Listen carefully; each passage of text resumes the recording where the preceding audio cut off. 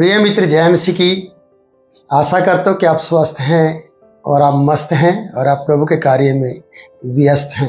प्रियो, परमेश्वर के पुत्र यीशु के नाम में आपको आशीष मिले और आज का दिन आपके लिए बरकतों का कारण बने, क्योंकि परमेश्वर के वचन को जब आप सुनते हैं और अपनी ज़िंदगी की दिन की शुरुआत करते हैं वचन के द्वारा, वचन पढ़कर और प्रार्थना करके और वचन सुनकर, तो प्रियो सचमुच में हमारा दिन आशीष का दिन बन जाता है परमेश्वर के पुत्र यीशु के नाम में।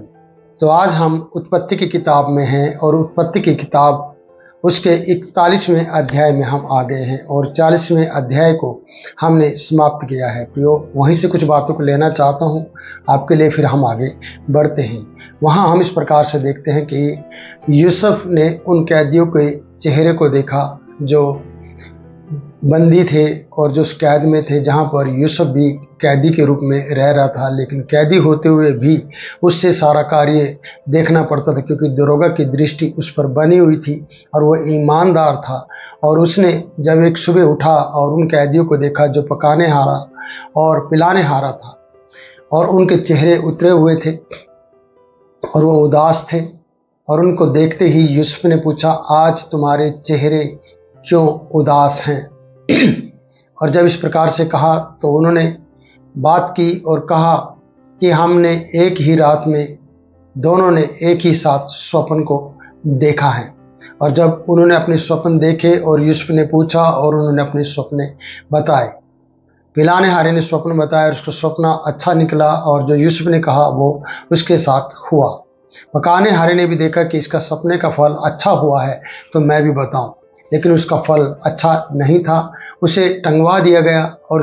और आप जानते हैं कि पहली बार यूसुफ ने उससे बातचीत की थी, रिक्वेस्ट की थी, निवेदन किया था और कहा था कि फिरौन से मेरी चर्चा करना, मैं निर्दोष हूं, मैं यहाँ पर बिना कारण के डाला गया हूं और मैं इब्रियों के देश से चुराया गया हूं, मुझे चुरा कर लाया गया है। और इस तरीके से उसने उससे कहा है कि जब तेरा भला हो जाए तब तुम मुझे याद करना, फिरौन के सामने मेरी सिफारिश करना या चर्चा करना। प्रियो, कई बार हमारे जीवन में इस प्रकार की बातें होती हैं, जैसे कि हम यहाँ पर उस कैदी को देखते हैं जिसका भला भी हुआ, जिसे फिर से नियुक्त किया गया उसके पद पर, फिर से उसे जॉब मिल गई, फिरौन के हाथ में फिर से वो प्याला देने वाला व्यक्ति बन गया, जूस पिलाने वाला व्यक्ति बन गया और उसके नज़दीक रहने वाला व्यक्ति बन गया, फिर से उसे वो पद मिला। लेकिन दूसरा वृक्ष पर टंगवा दिया गया और पंछियों ने उसके सिर को नोच नोच कर खा लिया और वो समाप्त हो गया। लेकिन वो यूसुफ को भूल गया।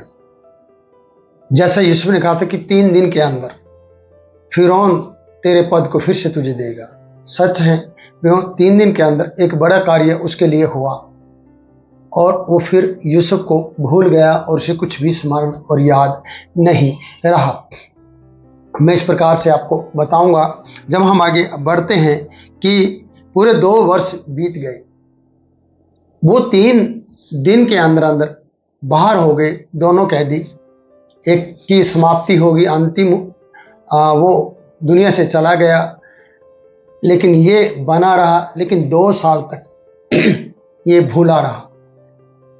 पूरे 2 साल लगे यूसुफ के बारे में चर्चा करने के लिए, और वो भी अपनी तरफ से नहीं। जब काम फंस जाता है, जब कोई बात समझ में ना आ रही हो और जब आपके जीवन में किसी ने कार्य किया हो और आपकी भलाई की हो, तब आपको वो बात याद आती है, जैसे कि यहाँ पर वो बात याद आ रही है। पूरे 2 साल यूसुफ ने इंतजार फिर से किया। 3 दिन के अंदर वो काम हो सकता था, आसानी से ये काम हो सकता था, लेकिन इस व्यक्ति ने, जिसका भला हुआ, उसने यूसुफ को स्मरण नहीं रखा, याद नहीं रखा। इस कारण से 2 साल तक और ये बात पीछे चली गई। लेकिन यूसुफ नाराज नहीं था, यूसुफ परेशान नहीं था। यूसुफ अभी भी परमेश्वर की महिमा करते हुए अपने जीवन को व्यतीत कर रहा था। इसे कई बार प्रियो, जिनका आप लोगों ने भला किया हो और उनसे कुछ बातें कही हो कि वो तुम्हारे लिए करे, लेकिन वो कर नहीं पाए और उस बात को भूल गए। लेकिन याद रखना, समय आने पर परमेश्वर वो बातें याद दिलाएगा, जैसे कि यहाँ पर हम देखते हैं। इसलिए 41 अध्याय का पहला पद बताता है, पूरे 2 वर्ष बीतने पर फिरौन ने यह स्वप्न देखा कि वह नील नदी के किनारे खड़ा है। यह स्वप्न ही है जो उन्हें बाहर ले आया था। यह स्वप्न ही है जो यूसुफ को भाइयों से जुदा करवा गया था। यह स्वप्न ही है प्रियो जो वो कैद में रहकर इन कैदियों के स्वप्न बताता है, और यह स्वप्न ही है जो उसे कैद से बाहर निकलवाता है। इसलिए हम यहाँ पर देखते हैं उस नदी में से 7 सुंदर सुंदर और मोटी मोटी गायें निकलकर कछार की घास चरने लगी। 7 मोटी मोटी और सुंदर सुंदर गायें कछार की घास चरने लगी, ऐसा बताया गया है, जो नील नदी के किनारे हैं। और क्या देखा कि उनके पीछे 7 और गायें निकली हैं। उनका जो रूप है वो कुरूप हैं और दुर्बल हैं, और नदी से वो निकली हैं और दूसरी गांव के निकट नदी के तट पर जा खड़ी हुई। पहली मोटी मोटी है, सुंदर है, दूसरी करूप है और पतली है, सुकड़ी हैं और दुर्बल हैं। और आगे बताया जाता, 4 पद बता रहा है, तब ये करूप और दुर्बल गायें उन 7 सुंदर और मोटी मोटी गायें को खा गई। तब फिरौन जाग उठा और फिर से सो गया और समझ नहीं आया कि ये क्या है। फिर से उसने दूसरे स्वप्न को देखा कि एक डंठल में से 7 बालें, वो भी मोटी मोटी हैं और सुंदर हैं, निकली। और क्या देखा कि उसके पीछे 7 और बालें निकली हैं जो पतली और पुरवाई से मुरझाई हुई हैं, और इन पतली बालों ने उन 7 मोटी अन्न से भरी बालों को निगल लिया। तब फिरौन जाग उठा, उसे मालूम हुआ कि यह स्वप्न ही था, और भोर को फिरौन व्याकुल हो गया। 8वां पद बता रहा है कि भोर को फिरौन का मन व्याकुल हुआ और उसने मिस्र के सब ज्योतिषियों पंडितों को भेजा और उनको अपने अपने स्वप्न बताए, पर उनमें से कोई भी उनका फल फिरौन को बताने वाला ना मिला। जैसे कि ये दोनों कैदी ने जब यूसुफ के कहने पर पूछने पर उन्होंने कहा कि हमने स्वप्न देखा और हमें बताने वाला कोई भी नहीं है, उसी प्रकार से यहाँ पर फिरौन ने पूरी कोशिश की कि इन स्वप्नों का फल बताया जाए। यहाँ पर तांत्री हैं, जोशी हैं और बहुत से लोगों का नाम यहाँ पर लिया गया है कि वो उसके स्वप्नों का फल बताए। पंडित लोग आए हैं, जोशी आए हैं और तंत्री लोग आए हैं जो इसको बता सके, लेकिन वो इस स्वप्न का अर्थ वो बता नहीं पाए हैं। प्रियो, अब वही पिलाने हारा जिसका पद नियुक्त किया गया है, जिसको यह अनुभव था कि 2 साल पहले जिस व्यक्ति ने इसके स्वप्न का अर्थ बताया था, वो उसको स्मरण आ रहा है। प्रियो, 2 साल थोड़े नहीं होते हैं। 2 साल बाद फिर से उस व्यक्ति को स्मरण आया है, और स्मरण आकर वो इस फिरौन के सामने चर्चा करने वाला है। जब सब तांत्रिक, सब ज्योतिषी, सब पंडित लोग जो भावी कहने वाले होते हैं वो फेल हो गए हैं फिरौन के स्वप्न के सामने, या उसको वो बता नहीं पाए हैं, तब उस व्यक्ति को स्मरण आए हैं। आगे मैं उस बात को पढ़ना चाहूँगा, वो 9 पद है। तब पिलाने हारों के प्रधान फिरौन से बोल उठा। पिलाने हारों का प्रधान था जो फिरौन से बोलने लगा, मेरे अपराध मुझे आज स्मरण आए हैं। उसे याद आ गया है कि मेरा अपराध है ये, कि मुझे 3 दिन के भीतर ही फिरौन के सामने उस भले व्यक्ति की, भले पुरुष की जो यूसुफ था, उसकी चर्चा करना था, उसके बारे में बताना था और उसको निकलवाना था और उसे बंदियों से छुड़ाना था। लेकिन मैं उसका अपराधी हूं और मुझे उसके अपराध क्षमा, आज अपने अपराध क्षमा याद आए हैं, स्मरण आए हैं क्षमा के लिए, कि मैं आज माफी मांगने के लिए तैयार हो सकता हूं। प्रियो, सच कह रहा हूं, अगर आपको अपनी गलतियां स्मरण आ जाए अपराध के रूप में कि ये मेरा अपराध है कि मैं वो काम नहीं कर पाया जो मुझे करना चाहिए था, तो प्रियो, आज भी आपके पास मौका है अपने जीवन में बदलाव लाने का और सुधार लाने का, और फिर से आशीष पाने का, और उन्हें व्यक्तियों के जीवन में काम करने का मौका है आपके पास जिन्होंने आपके जीवन में भलाई की है। कई बार हम उन बातों को भूल जाते हैं जो लोग हमारे जीवन में भलाई करते हैं। इसलिए इस पिलाने हारे ने कहा है, आज मुझे स्मरण आए हैं मेरे अपराध, कि जो मुझे कहा गया था मैं उसमें वफादार नहीं रहा। लेकिन मैं आपको याद दिलाना चाहता हूं कि परमेश्वर का अपना समय है। फिरौन को भी जरूरत पड़े और इस पिलाने हारे को भी याद आए अपने पाप, अपराध, ऐसा लिखा है। वो परमेश्वर काम करता है।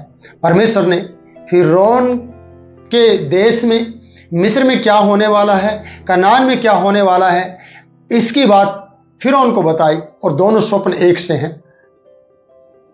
पर इसका अर्थ बताने वाला मिस्र में कोई भी नहीं है, और जो अर्थ बता सकता है वो जेल में है। और जेल का एक कैदी जो वहां से छुटकारा पाकर आया है, वो पिलाने आ रहा है, और पिलाने आ रहे को अपने पाप स्मरण आए हैं, अपने अपराध स्मरण आए हैं, और अपने अपराधों को याद करते हुए वो फिरौन से कहता है, आज मेरे अपराध मुझे स्मरण आए हैं। सच में प्रियो, जो गलतियां आप लोगों ने, हम लोगों ने की हैं, अगर परमेश्वर के सामने या हमें कोई भी बात याद आने पर ये बात स्मरण आती है, याद आती हैं, तो उसे अपराध के रूप में याद करें और माफ़ी मांगते हुए कहें कि मेरे अपराध मुझे आज स्मरण आते हैं कि मैंने बहुत बड़ी गलती की है। अगर गलती करके आप गलती की माफ़ी और पश्चाताप करते हैं तो वो गलती गलती नहीं रहती, बल्कि वो गलती अपराध के माफ़ी मांगने के बाद आशीष का रूप ले लेती है। जो फिरौन पिलाने हारे ने यूसुफ के लिए करना था वो कर नहीं पाया, पर आज 2 साल बीत गए हैं, उन बातों को करने में लेट हो गया है। फिर भी परमेश्वर ने आज एक बड़ी समस्या फिरौन की ज़िंदगी में डाली, और उस समस्या से बाहर निकालने वाला फिरौन के पास कोई भी नहीं है।